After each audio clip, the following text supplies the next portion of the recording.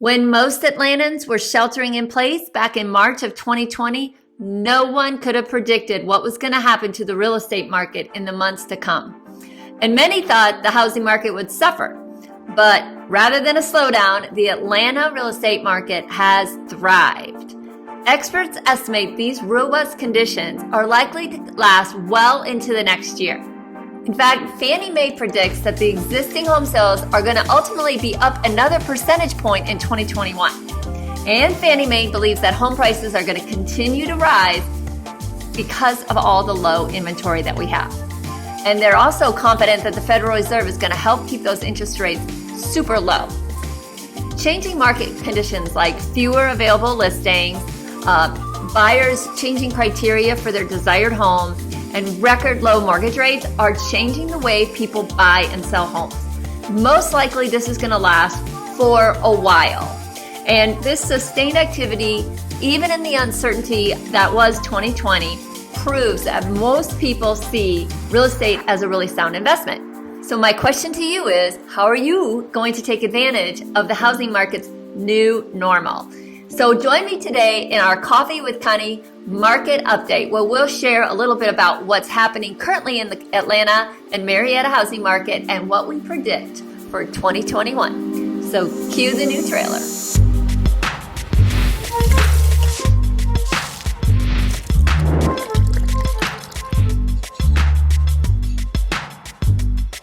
Welcome back to the Coffee with Connie show. My name is Connie Carlson. I'm a local real estate broker here at Ansley Real Estate. And in the Coffee with Connie show, I like to highlight different things that are going on in the Marietta, Cobb County housing market, as well as tips and tricks for buyers and sellers.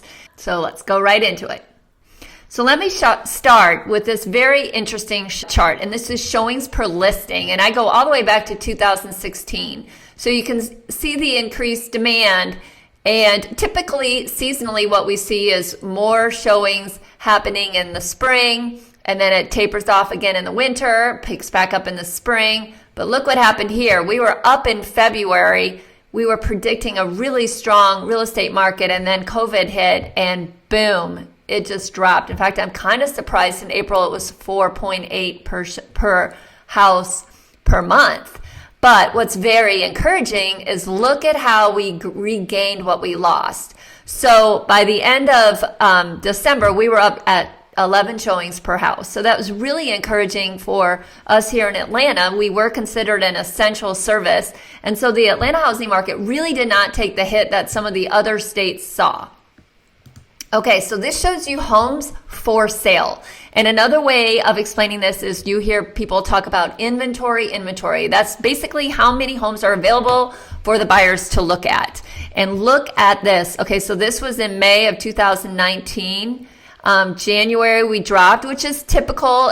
You can see the seasonality here going up and down with the season. People in Atlanta like to move when their kids are out of school. So it went up to March, and then we just have seen a steady decline in the number of homes coming on the market. And there's a lot of factors to that. One factor is we have sellers who don't want people coming through their house. And for good reason. With COVID, we are very careful about our showings. We always require people to wear masks and sanitize their hands and things like that. But if a seller is not comfortable, we obviously have to appreciate that. Also, there are definitely a lot of people who are waiting to sell their house until a house that they like comes on the market, which kind of creates this whole chicken and the egg thing. Like, well, there won't be more houses coming on the market till more people get comfortable with the fact that they can find something. So that's something that we're really struggling with here in the Atlanta market, and really across the country. I think most of my real estate friends are seeing the same thing. The next slide is supply, month supply. This to me is probably my number one indicator of how strong the housing market is.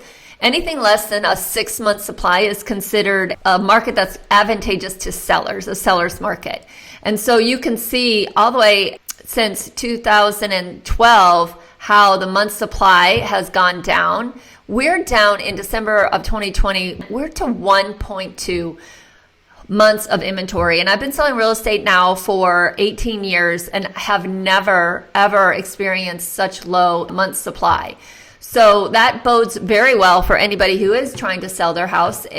they're selling very quickly. But I also wanted to look at this chart, which is month supply by price range. So you can see, based on where your house is located, how many months of inventory and how strong the market is. So even in the luxury market, we're under 6 months, which is really unheard of. It's usually in the 12 to 18 month category or months of inventory for luxury. So across the board, we are seeing a shortage of homes for sale. So what does low inventory do to home prices? Well, it's supply and demand. And of course, low inventory causes prices to go up.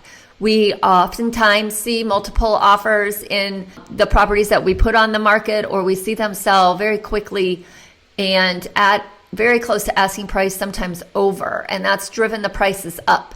The median sales price from December this year compared to December of last year was up 13.2%.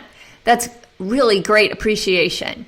And I also like to look at median price per square foot, because to me, that's like looking at just the raw number of how much equity we're seeing in appreciation in our homes. And so right now it's $149. And these are all stats for Marietta, the whole city of Marietta. And I can pull these for your city. I can pull these for your zip code, your price range, whatever you want. Just, you know what? Reach out to me. I've got my contact information here, and I'd be happy to send you all the reports that you want. Price per square foot, what's really interesting is at $149. And back in January of 2013, it was $76. So if we annualize that, it's an annualized increase of over 13%. That's amazing for anybody who's a homeowner here in the Atlanta area. This shows you the number of homes sold. We had obviously a big dip because of COVID. We dropped considerably mid-year 2020, but we've been able to recoup and increase that. We saw an increase of up 1.6%. So that's really encouraging considering everything we had going against us, and they are predicting to see more home sales next year. I do think the thing that's holding back home sales is the fact that our buyers don't have homes to buy. So if you are considering selling your home, this is probably one of the best times to do it, because the prices have been going up and the demand is really strong, and just all indicators are saying like this is a great time. And likewise, if you're thinking of buying, I know it's hard to find the home, but we're able to find homes for our clients. It just takes a little bit more work. But interest rates, man, they're incredibly low right now, lowest I've ever seen in my whole life. And so people are trying to take advantage of that. This just shows you days on market. So in December, it was 15 days. That's down 57% over December of last year. You can just see how it's just taken less and less time to sell. So now that you know the current state of the Atlanta Marietta housing market, what do you think is going to happen in 2021? Well, it's anyone's guess because of the unpredictability of the world right now. But most experts are agreeing that we're probably going to see a very healthy and strong real estate housing market across the country, and especially in Atlanta. I feel that there's a lot of pent-up desire to move. People have waited because of the pandemic, and now that a vaccine is rolling out, I think they're going to see new hope in the economy and feel more safe about doing the move that they're thinking about. Also, people's housing situation has changed so much, and it may be that way for a while. So I believe there's going to be a lot of people who say, hey, we don't need to live so close to our place of employment because we're not going into the office every day. Maybe they're able to buy out in the suburbs or buy a second vacation home up in the mountains or on the lake or the ocean. So I think there's going to be a lot of movement. And when that happens, more homes are going to come on the market. And that's good news if you're a buyer. There's going to be more things to choose from. It also is going to mean as the inventory levels grow, it may take longer for a house to sell if you're a seller. And we may see a leveling off of the price appreciation that we have seen for the last how many years. I definitely don't think we're going to see price declines right away just because we have such a shortage of inventory. It's just going to take a while to catch up. So thanks so much for watching this edition of Coffee with Connie. Please subscribe or like so that you never miss any of our great shows. Thanks a lot.